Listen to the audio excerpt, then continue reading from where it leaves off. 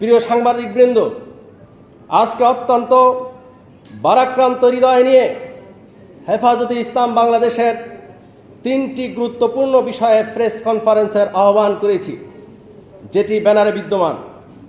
হেফাজতে ইসলাম বাংলাদেশকে সুসংগঠিত করার জন্য, হেফাজতের শক্তি সঞ্চয়ের লক্ষ্যে দেশের লাখো তরুণ প্রজন্ম, বিশেষভাবে শহীদদের পরিবার হেফাজতকে নিয়ে যে স্বপ্ন দেখছে, আজ আপনাদের সামনে তা তুলে ধরবার জন্য এসেছি। কিন্তু ইতিমধ্যেই হেফাজতে ইসলাম বাংলাদেশের সিনিয়র নায়েবে আমির, বাংলাদেশের সর্বঘরানার পরিচিত মুখ,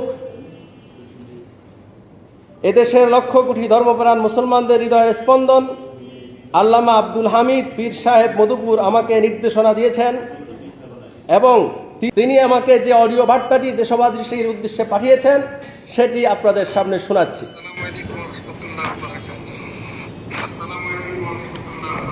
আগামীকালে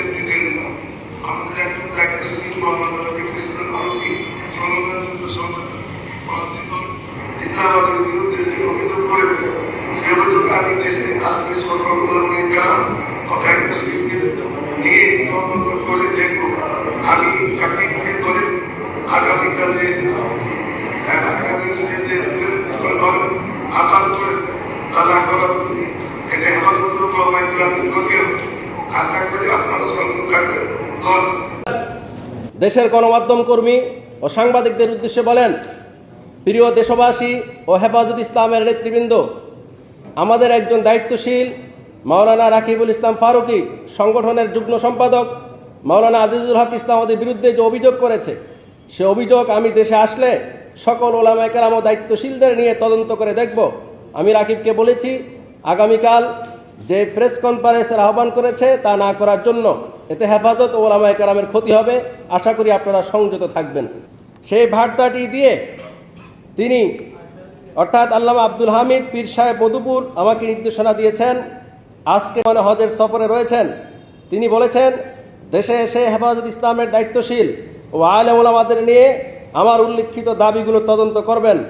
তাই আজকের প্রেস কনফারেন্সে আপনাদের স্বতঃস্ফূর্ত উপস্থিত হওয়ার জন্য আপনাদের প্রতি বিশেষ কৃতজ্ঞতা প্রকাশ করে আজকের এবং হযরত পীর সাহেব মধুপুরী দামাত বারাকাতুহুমের প্রতি শ্রদ্ধা জানিয়ে ওনার সম্মান রক্ষার্থে আজকের এই সংবাদ সম্মেলন, আজকের এই প্রেস কনফারেন্স স্থগিত ঘোষণা করলাম।